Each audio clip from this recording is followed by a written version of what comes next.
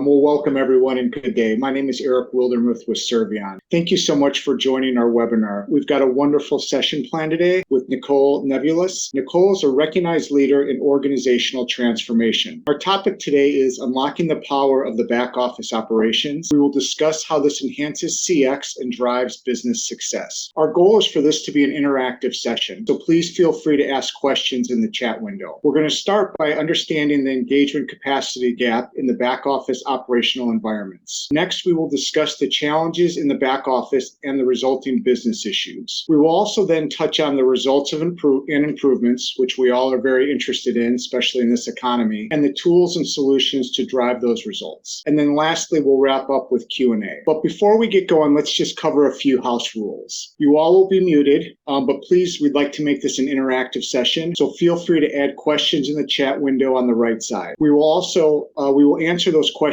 at the end of the webinar, and you will receive the full webinar recording post the event. Before I hand it over to Nicole, I wanted just to spend a few minutes on the Verint and Servion partnership. We've got a long-standing partnership. As everybody knows, Verint is a recognized leader in providing knowledge worker solutions and has a demonstrated track record for delivering increased employee productivity, operational cost improvements, and faster turnaround times and reduced aging inventory. Servion, for over 25 years, has been solely focused on customer experience. We're a gold partner of Verint's, so we have deep expertise, thought leadership, certified technical resources to guide, implement, and deploy Verint's premise and cloud solutions. And the great part about the Verint solutions is they drive a very measurable ROI, which we'll touch on today. So this combination of Servion and Verint's global relationship aligns with helping organizations leverage automation to help augment the back office and support the employees. This topic of doing more with less and leveraging automation to drive operational efficiencies and a strong ROI is why we thought that this was a perfect time to partner together and talk through this webinar. So with this powerful combination of Verint and Servion, please allow me to introduce Nicole. We are very fortunate to have an industry leader in organizational transformation today. Nicole has been with Verint for over 16 years. She currently is the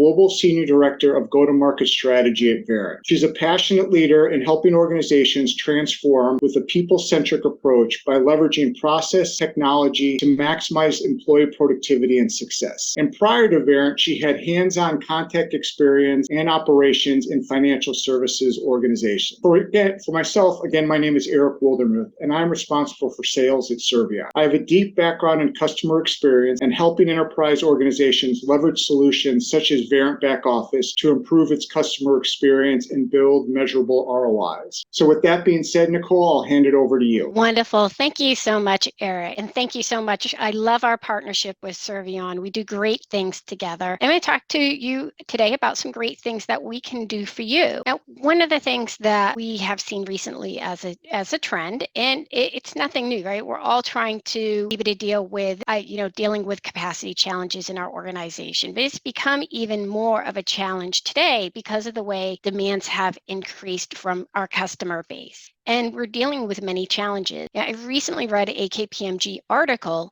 that indicates most likely your organization has some kind of initiative to reduce costs. And the key thing that we're going to uncover today is where is your secret sauce to reducing costs throughout your organization? And that is going to be your back office. In the back office, what we tend to find is easily 25% of capacity within an organization. And we're going to talk about not just where those challenges are and what you can do about it. How can we leverage the tools in our organization in order to create that broad impact across the enterprise? Now, what we can see here is budget and resources. There's this gap where we just have a finite level of budget and resources, and you're never going to be able to hire enough to meet these elevated experiences and that increase in demand. Now, part of what we can do about it is look at addressing things such as CX automation, right? That is a tool that you can use to deal with the inefficiency and ineffectiveness within the back office. And CX automation is about every single touch point a customer is going to go through, whether it's face-to-face with a customer or not. Now, when the world has so much going on today that's just outside of our control, costs to an extent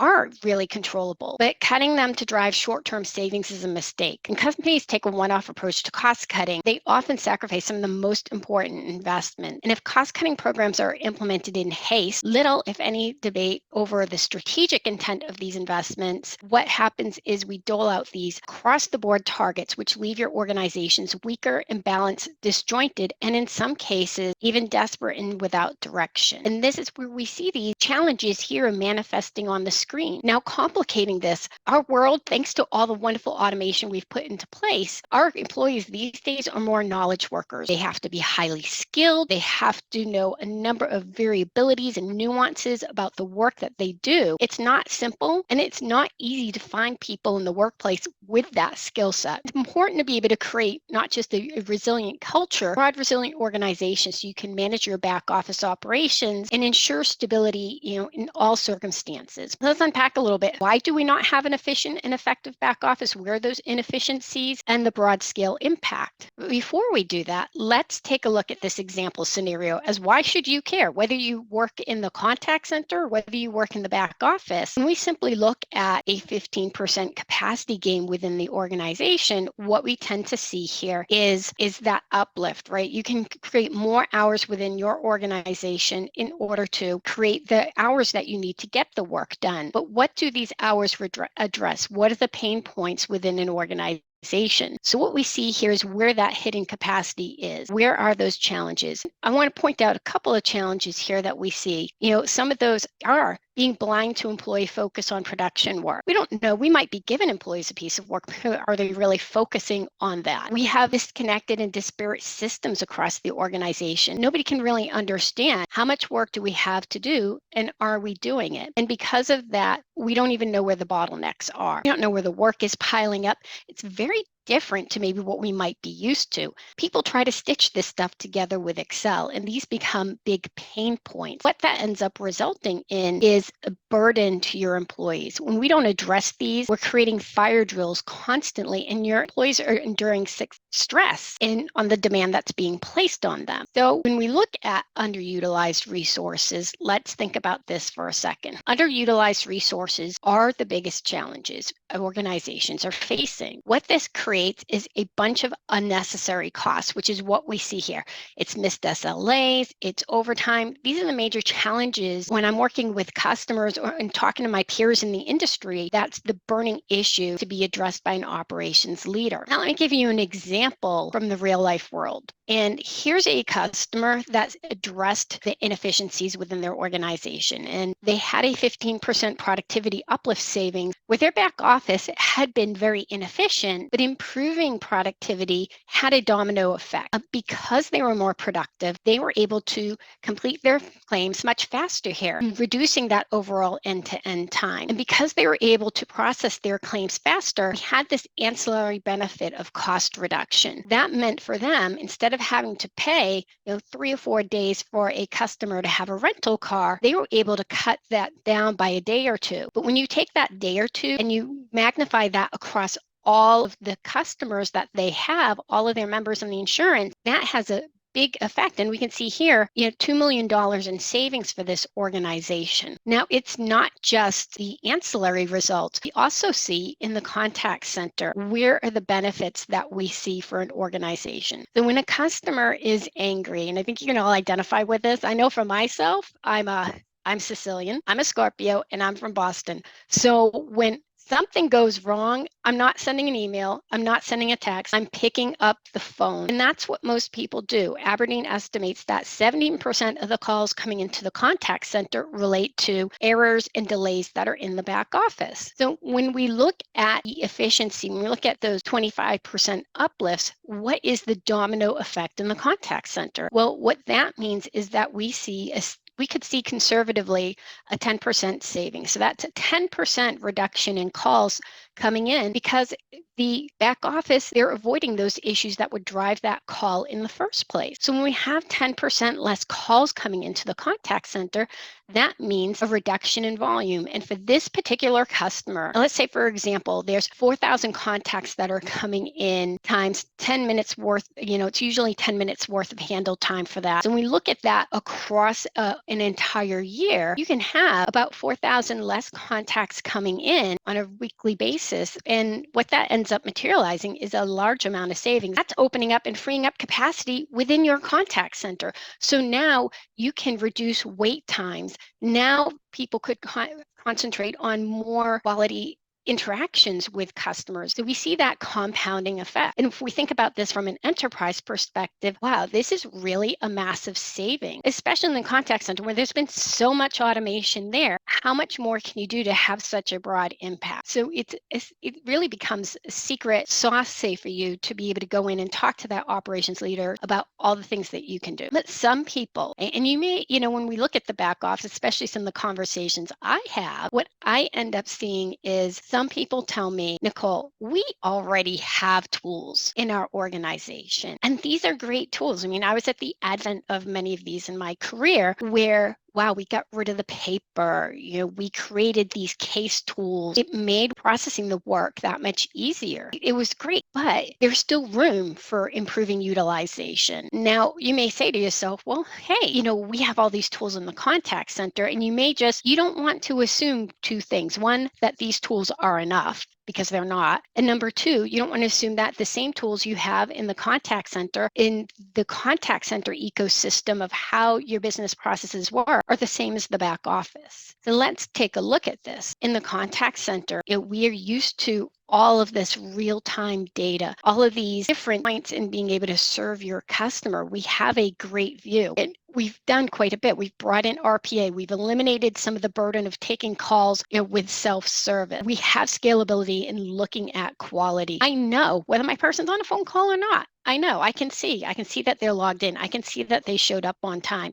And it makes it very easy, even in a work from anywhere world. They have this cohesive end-to-end system that focuses on the people and the work. But in contrast, that back office, that knowledge worker ecosystem that I spoke to you about, it is very different. And what we see here in comparison is, yes, they have made things similar to Salesforce and ServiceNow, but the work comes from so many different places. And don't be fooled looking at, it could come in from 5 resources. I've seen organizations that have operations that have at least 10 different versions of sources for their work. And in fact, they could have, definitely based by acquisition, they could have 2 different CRM systems, 2 different applications, say the Salesforce, right? So now they're working with 2 versions of Salesforce and none of them speak to each other. And when we look at, well, how are we stitching this together? We can walk the wheel. We see them scheduling with, doing things manually with Excel. We see them doing things that are very, manual quality. So you don't really have good coverage when we take a look at the quality within an organization. And when we break that down even further, these are the things, all of this disconnectedness, even with all the RPA that organizations have, all of this disconnectedness is what creates the inefficiency and the ineffectiveness in the back office. So let's take a look at, what does this mean? All of this focus tells me one thing, and it's what we see is this deeper differential. Like, let's look at how we start in the day, how the work comes in, and how we get the work. So a big difference here we see. Typically, a single ACD, knowledge workers have a zillion different processing systems. The available tools that we have to measure and manage work. Very simply, wow, we have all of this at our fingertips, but knowledge workers, they're limited. And next, let's take a look at, well, I have all of this work, right? So when I have work to do, how do I define this? Well, what I see here is, I guess I might have differences like calls and chats, but I know what time of day my people are actually working on calls and chats. I know that, But I know in the back office, I'm really blind to that. They have dozens of different types of work, and I don't know what's going to pop up next on my desk. I could have a simple claim, or I can have something that's very complex. I could be dealing with something that, say, is from Florida, right? I'm addressing something from there. But when I go and address something from the state of Michigan, there's completely different rules and regulations. And you just don't know. That creates a challenge, right? But once I have this work to do and I define this, then ACD, that knows what skills somebody could have. So if somebody is just straight order taking, great. The ACD is going to route that to a person. But if I am, doing customer service, I have more of a skill, the ACD knows to route it to them. Well, the challenge that we have in the back office is that it doesn't look at skill easily.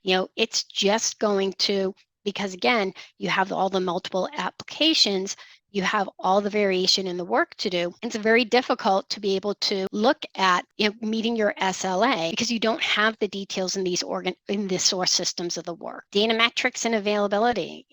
I spoke about this earlier. So many different systems that don't talk to each other. And so what I'm seeing is I don't know. I don't know what's going on. I don't know, for example, I might know from an ACD perspective, right? I might know how many calls somebody has taken, but I can't see how much work, say, that one of my team members have performed, and I can't see it holistically. And why can't I see that holistically?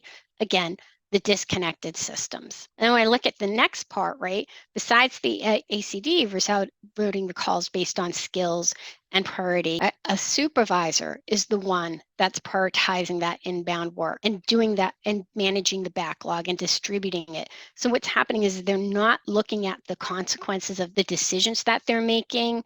They're not looking at it based on data-driven information at a holistic level. They're not looking at who's necessarily available to do the work. Right? And that next builds into, it's not just, okay, well, I'm trying to look at the work, but how do I get the work to somebody, right? And again, what we see here is, when we look at things, we're looking at things, immediately, automatically captured in real time, right? The work is very different there. But from a deferred and variation perspective, right, we're looking at things that are different. Like it varies by employees. It varies in the way that we look at individuals' activities that people are doing. We go from there, though. It's also performance management. Again, that immediate real-time visibility to how is somebody being productive? How are they being productive to meet your capacity plan? What you plan to schedule. But you don't know that in the back office, and back to that disconnected, disjointed world. Because of all the disparate systems, you don't know. And when we look at that new work, right? So how am I balancing? This is a big difference especially in contact center versus back office, is there's no backlog. Yeah, when you're calling in terms of especially getting the calls in specifically, right? The calls come in and either they're going to be addressed or somebody's going to hang up the phone. In the back office, we have to look at prioritizing the work that gets done. Not all work has the same value. So this is, we look at, you have to get things in, first out. But how do I know? Right? There may be one piece of work that it might have a longer service level, but it is far more important than another type of work that could take a bit longer to get done, or it's just not as important. The repercussions aren't as much. So when we think about that, the prioritization, that requires a lot more skill. It requires more thinking about and more time. And you compare that back to having the right skills to do the job. It's all interconnected. And then it's balancing the workload versus the resource hours. Do I have the ability to make sure that I've got enough people? And it's not just the proactive planning, but it's making those intraday adjustments. And in the back office, again, you're using spreadsheets. And by the time you end up using doing things on a spreadsheet, it's typically too late to make a big difference in making an adjustment. So you're getting behind that 8-ball, and you're depending on tribal knowledge to be able to do things. There's just no consistency. So when we look, again, it's that looking at this from an end-to-end perspective, there's a big difference in not just the way the contact center manages their business and the types of things they have at their fingertips. There's what we don't have at our fingertips and the challenges that we have to address. And all of these combined, it really makes you think about, back to my point on, well, but we have enough stuff, right? We have enough stuff to get the work done. But it's really, when you look at it here, if we're just focusing on the work, we don't have enough. It's not good enough when we look at this, because we're only focusing on part of the picture. Yes, these created great efficiency gains, but where's the room and where's the opportunity that we have to look at? And that's why we need to transition away from our traditional work that's done in the back office. What does that mean? Well, that means that it's time to look at the people in our organization. It's time to move beyond and bring the tools that you need to bring all of that disparity and disconnectedness together. What we need to do is look at things like, what can I overlay to these systems that can make sure that I have enough knowledge workers to do the job? What can I do to bring all this data together into that single source of truth? Now I don't have to spend the time creating the spreadsheets. I have the time that all of this data is together. Now I can make the data-driven decisions. Now I can make sure that there's no bottlenecks. I can make sure that the work's not just getting done on time because I can see it. I know it's there, it's real. I can see if my employees are focusing on their work. I can see if they're doing it right. All of these things combined is what helps us to drive that efficiency and that uplift within that organization. The solutions that we bring to the market that immediately address this, if we see here. And this is both Servion. Servion helps us provide this to you along with our team at Verint. And we have three main offerings. First is Operations Visualizer. And this is the easiest way. And often we get at least a 15% uplift just on this alone, because what it is doing is it's looking at the desktop behaviors. I suddenly can manage my organization, virtually. I can see, when does somebody come in and they start their day. I can look at what applications are they in. Are they actually focusing on the applications that relate to production activities? It's great. We got them the work to do, right? Our CRM systems or wherever they have the piece of work in front of them, but are they actually focusing on this? Are they distracted? Are they using the tools that we expect them to do to get the work done? Or do they need help, right? Somebody who might not be focusing on work, it might mean that they need some help. It allows you to then say, do we just have the right balance of people in production versus non-production time? And let me give you a real world example. I had one customer that actually their balance of time was 40% in non-production and 60% in production work. And they were wondering, well, why aren't we getting the work done? Well, it's because they had no visibility. They didn't know what they didn't know. And this blind spot was illuminated by leveraging the tools to drill into that. And when we look at our next offering, this builds upon operational visibility. And this includes the same capabilities that you would see in the Operations Visualizer tool. It just builds on it. And this is going beyond are people in production time? Are they focusing on the work? Well, it's looking at when they are focusing on production, how much are they doing, right? Is there a skill versus will? Because some people in operations, yes, you got them the work and you had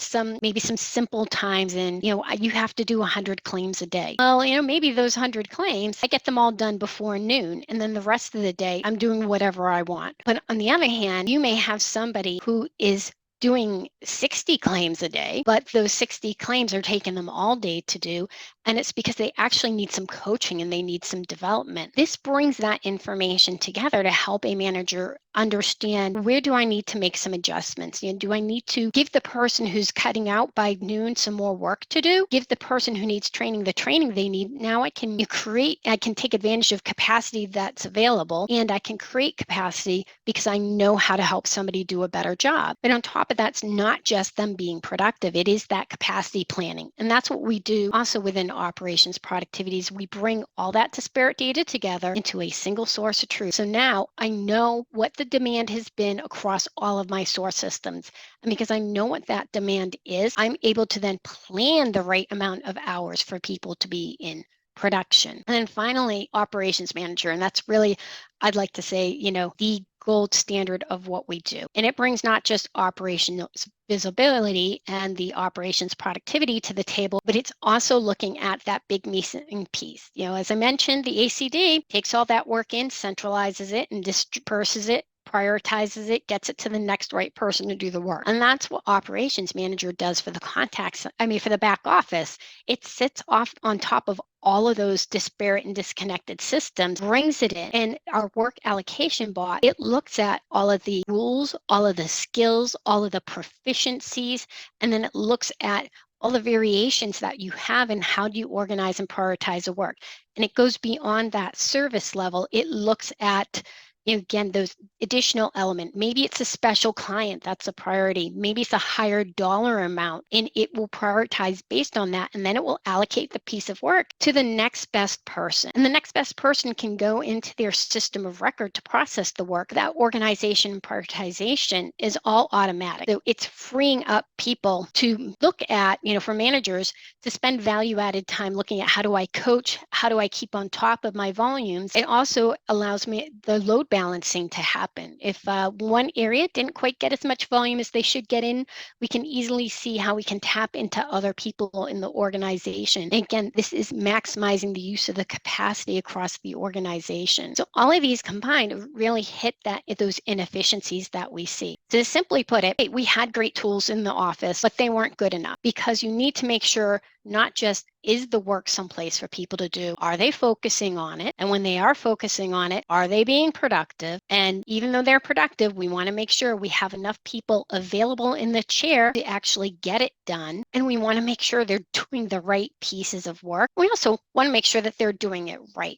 And this rounds out what a complete back office would look like. And this is that big enabler. And this is where we come in to help. And that's how we get the reduction in calls. That's how we get, those ancillary benefits that I told you earlier. It's that enterprise connection that we have. So here is, we want to also think about the frontline leader. So what's that impact to the frontline leader? And I'd like to point out the ones that are, just the top 3 here that I want to highlight. I mentioned single source of truth. I used to spend hours trying to pull data together, and it used to be so frustrating. And by the time I pull it together, it was useless. Right? So now it's all there. It's all at my fingertips. And as a manager, it's empowering. I can't tell you how many times I've talked to managers that were like, I didn't know what I didn't know, but wow, all of this information brought together, helped me really to see what is going on in the organization and actually drive and improve productivity effectively. And the data becomes this neutralizer in the conversation for the manager, so they can focus more on helping and guiding and supporting the employee. It creates that different atmosphere for the organization, and they can make sure I have enough people to get the work done. We move from I think anecdotal management to I know. So rather than estimate where I should have 5 people in my organization focus, another 10 people somewhere else, because that's the way it's always been, I actually can see the impact of where I've assigned people to focus on work, and where there's a shortfall in hours, I can have, or where there's an overage, and where I can make those adjustments before there's even a fire drill that happens. So complete game changers for operations leader. And these are the things that just by focusing on work automation, they don't address. But when you bring in automation that focuses on the people and bringing these things together, now managers can do things impactfully and quickly and accurately. But it's not just the managers, it's your employees within an organization. I'm going to highlight 2 big factors here. Is I mentioned the productivity, and I mentioned things like single source of truth. There is nothing like having to wait like weeks for your one-on-one to understand, am I performing to my goal or am I not? In today's world, when we have Fitbits that tell us, how many steps have we done in a day? In today's world, people expect to have that type of stuff even at work now. Look, for an employee to actually understand things like, hey, I should be in production focused activities for 8 hours today. Wow, I've been here for 4 hours, but I've only put in, 3 hours worth of focus on my production time. Wow, I better redirect my attention, right? My productivity today is only around 20%. I better do something about that. I know, because I have transparency of data, I can do something about it. I can own my outcome. And I already know going into that one-on-one, rather than talking about, my performance overall, whether it was good or whether it needs some help, I can go into that and I can actually say to my manager, hey, here's where I could use some help or where I could use some adjusting. Or I can see, wow, I ran out of work to do and this is impacting my productivity. I'm going to go proactively have a conversation with my manager. And that's what happened even for one of our customers is, my friend Mark told me, hey, once people started seeing their data, wow, they cared. They really cared. And they would come up and they would actually ask me for more work. Now, the other thing that's really helpful for employees is having them not have to think about, well, what should I do next, right? And how should I stay focused on doing the right pieces of work? By having something that automatically organizes and prioritizes for them, it automates them. It makes it so it's their digital buddy, their digital coworker that's taking that load off of them, and they can stay focused on their work because right away they're getting that next work item that they should work on. They're not just pulling it from a queue and saying, okay, oh, here's the one I want to do. There's no more cherry picking, right? So these are one of those things that helps employees thrive when we're giving them what they need to do their focus on their job and get the work done. Let's now look at what happens when you bring all of these great things together. When we are able to solve that biggest challenge of gaining visibility and centralizing information, anywhere at least 15 to 30% capacity, with each thing that you implement from visibility, right, you'll get some benefits. But then when you're looking at the productivity part of it, now you start to get another incremental uplift. We do see, as I mentioned, 15 to 30% capacity. And there's been organizations that I've gone into, and it's kind of scary. I've seen a 40% productivity uplift because nobody knew. We just assumed everybody looked busy. They must be busy. But it's no more with that, right? Because now I can focus on that production time. And by having more people focusing on production time, that opens up the ability to get the work done. That creates more hours for us so we can meet the SLAs and also focus on doing it correctly. And we're able to reduce that cost of serve in a time when we're talking about initiatives to cut costs. It's about disrupting the way that we do this. If I'm creating 15 to 30% capacity, what that means is I've expanded my bandwidth to get work done. And that allows me to do more with less. And so if I'm going to cut cost, I've set up my organization to be able to handle the work that I need to do. And then finally, because we're using that resource time more effectively, we're letting people focus on the high value activity. We're letting them focus on the things that allows you to create operational excellence, allows you to improve your organization. It enables people to really help you start to maximize. So again, you get a further uplift to your organization, and it just circles on back to being able to keep improving your quality and improving your SLAs and creating more capacity and more benefit. It's that continuous cycle of helping to create benefits within your organization. It's not a one and done thing. It's not unusual, as I mentioned, to get between 15 and 30%. And here's some real life examples here. And these are all of our customers that we worked with. Santander is a major global bank within the organization. Their productivity uplift allowed them to cut their backlog by 64%. They shifted from being inefficient to having 20% more efficiency, and it created that backlog reduction. So you can bet if they've reduced their backlog, they're reducing those calls into the contact center as well, complaining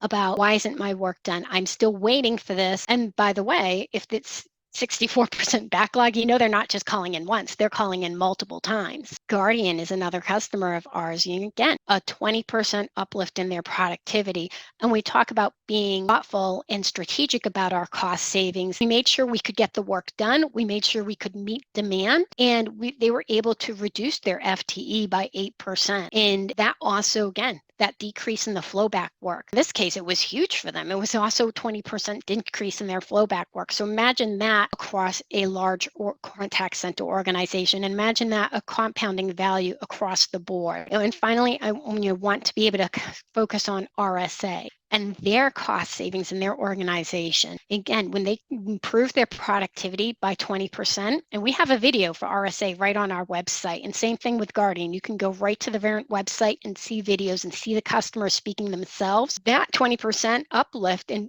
boosted their capacity. And that was through smarter capacity planning. That was through smarter productivity management. That was through giving them the visibility. They cut their backlogs by 40%. They'd been running on 2 weeks worth of backlog after the backlog had been aged in their organization. So it was past due. So for them, becoming a more efficient organization, complete game changer for them. With your organization, imagine the benefits of improving and opening up capacity within your organization, as well as are there ancillary effects such as costs like the rental car company? Is there the ability to go ahead and create capacity even within your contact center, and coming to the table to your leadership team and talking to them about this enterprise approach, and that can create a very big win for you across the board when you bring it up. So our Verint platform, we have the ability to handle, as I said, I talked about operations visualizer. You may be using an operations productivity and operations manager, and you're probably already using many of these solutions today within your environment. It's a very easy expansion. It's all one platform there for you. So it's not like it's a big uplift to start to go there. I mean, just simply you turn on your licensing and it's there and it's available. So I'm going to transition this now over to back over to Eric, and he's going to help share some more with you about how you can go on this journey and start to open up and unlock capacity in your organization. Yeah. Thanks so much, Nicole. That was great. A couple things that you mentioned that really stuck out to me was disruption, doing more with less. That's something that we're all talking about in organizations today. 10% less calls in the call center. I mean, we all know savings around that is just significant. And then the single system of truth with data is also key. So, these are all topics that we're all talking about, of being able to drive efficiencies by helping your employees be more productive. It's top of mind with all of our prospects and customers. So really appreciate your perspective on it. It was great. So our call to action is, Nicole mentioned, was, schedule time for a demo. So a Verint back office demo. And then you can see during that process of areas that you might be able to drive measurable ROI. We're also offering a free on-site workshop, which there'll be a little bit more information on the next slide around that evaluation, around that knowledge workers workshop, which is really important. But if you do have any questions or comments, you can feel free to reach out to myself. I'm Eric at Servion.com. What we'd like to do, since we've got about 15 minutes left here, so we did have a couple questions come through the chat. So if you still had a few minutes, Nicole, it'd be great to kind of talk through those. So one of them that came up was, and I think you might have touched on some of this, but how can these tools help us if we are already consistently hitting our SLA goals? So an organization's already hitting those goals. The question is, how can the tools help them improve on that? That is a really great question, Eric. And it's not just they're already, if they're already hitting their goals, well, that's fantastic. But how do you differentiate yourself from your competitor? It's huge. One customer example I can give you is, it's that same customer that was better balancing their production and non-production time. They actually were able to start getting claims processed 2 days faster turnaround than the industry average. So you start to be able to not just, be able to better, you may be getting your SLAs done, but you start to be able to get them done faster and create differentiation. The other way that tends to also help is when we do M&A, mergers and acquisitions. When we bring in new organizations, we tend to look at absorbing the cost, because we're going to take that work and absorb it into our operation. And that's part of that ROI. So being able to use these tools to be able to manage SLAs and be able to manage the work that may have been done across a broader pool of people before become very important. Having that visibility, again, to when did it come in, how long has it been there, and how old it is to the SLA, it really allows you to make those smart decisions to make sure, hey, I need to either drive my people or I need to plan more people to get this work done. And we can't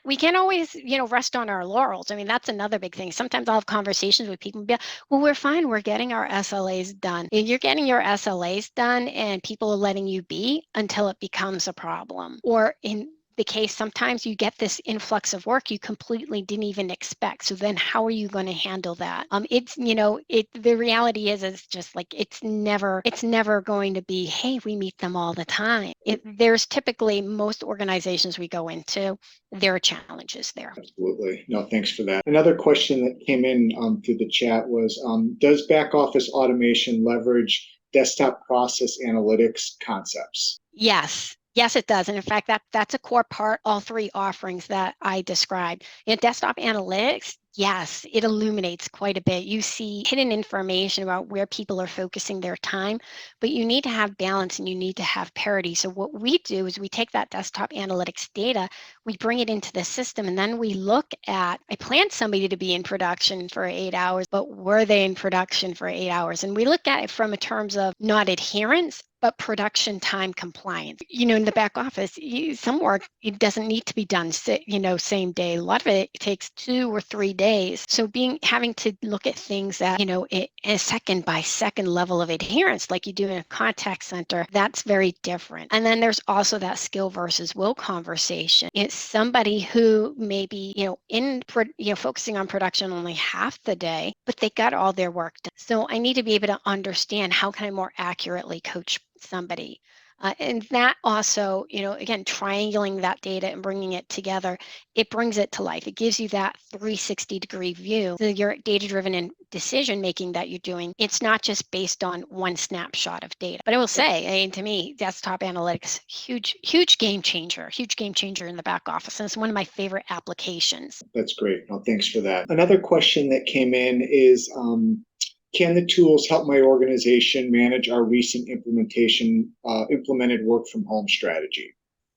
Absolutely. When we work from home, when everybody's working from home, you can't do walk around management like you used, and you can't visibly see when somebody's struggling. And that makes it hard. And you can't sit down next to them or say, hey, can I help you? Neither can you confirm if they showed up on their desk on time. And with the back office solutions that we have, yes, I can confirm. I can set an expectation, right? And I don't necessarily have to communicate that expectation. It's right there on the screen. So whether it's their productivity goals, whether it's what time I expect them to show up, their hours, or the work that they have to do. If I'm asking you to do a specific type of work, back office automation, takes care of that communication and delivering that right to the employee. Also giving the supervisor the information they need so that they can have those aha moments of, well, maybe I need to reach out to somebody and redirect their focus back on towards doing their work.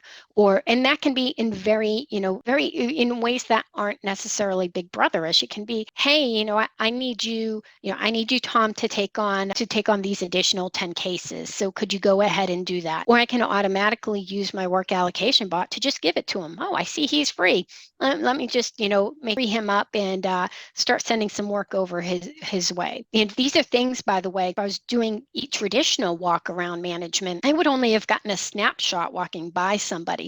So even in office, if these are just as valuable. Yep. No, great points.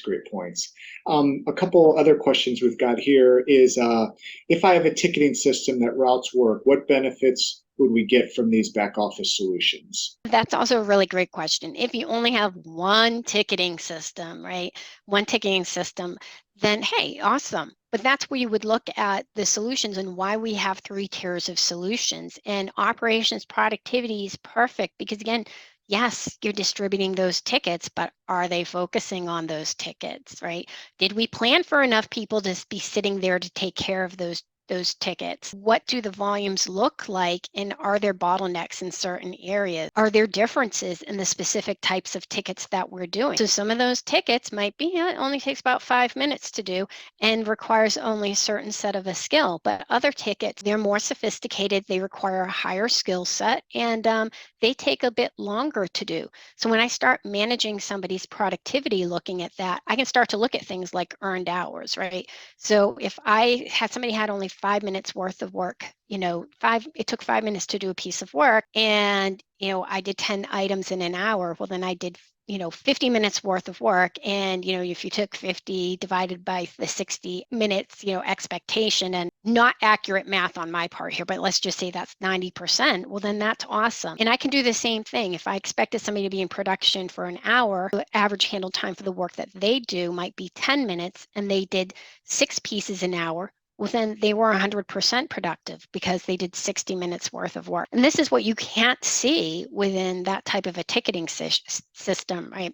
Now I can drive those people not only to be productive, but I can also see, again, are they even taking work out of the ticketing system and doing that? It's never enough to just hand someone a piece of work, and that's what that ticketing system does. Right. No, that's good points. The last two questions we've got here Mhm. is, I think this one's a great one, is, what is the biggest challenge in implementing these solutions? And then is there a change management component? As we all know, when you're going through an organizational Mhm. transformation, change management is key. And then how do employees view these new tools? Yes. So change management is important. And it's just like with anything. I'm used to working the way that I'm working. Illuminating more about performance can be scary. And you might be saying to yourself, well, wow, what if somebody doesn't think, what if this reveals I'm not a great manager or I'm not a great employee? And it means sitting down with your organization and your employees and talking to them and saying, this is more about fairness, being able to really show how you shine, being able to show, we don't know what we don't know, and until we know it, how can we expect, to do anything about it? It's about transparency and visibility. It's not about a ruler for somebody. And having that transparency and visibility and talking about how it empowers how it empowers people, the employees, and also how it empowers the manager. It's allowing them to maximize all of their human potential. It's about, this is here to assist you. This is here to augment you. This isn't here to replace you. Yeah, no, great points. Absolutely. And then the last question is, and we get this a lot, I'm sure as you do, is where do you start? So if you're interested in learning more about this or how this could impact your organization, what would your advice be to those organizations on where you would start? Oh, first off, I definitely would start with our free on-site knowledge worker workshop, because the folks that run that, they have decades actually worth of expertise there. And I would always start with looking at operational visibility. I mean, that's the first thing. I mean, it's so easy to look at operational visibility and operational productivity to be able to say, it doesn't matter, if you're getting people a piece of work, are they actually doing? Are they actually? How do you know? How do you know? And then when they're doing the work, are they being productive? Those would be the two things that I would look at. Great. Awesome. No, thank you so much again, Nicole. And so that Hmm. was all the questions we had. So we really appreciate you taking time out of your schedule to participate in the session. And thank you, everyone on the phone, for joining our session again today. As Nicole just Hmm. mentioned, please take advantage of this free workshop evaluation. It's a great opportunity to, see what might be the first use cases or hanging Hmm. fruit in your organization. Also, take a moment to fill out the survey. You'll all be receiving the recording of the session today, and hope you have a great rest of the day. Thank you again for joining.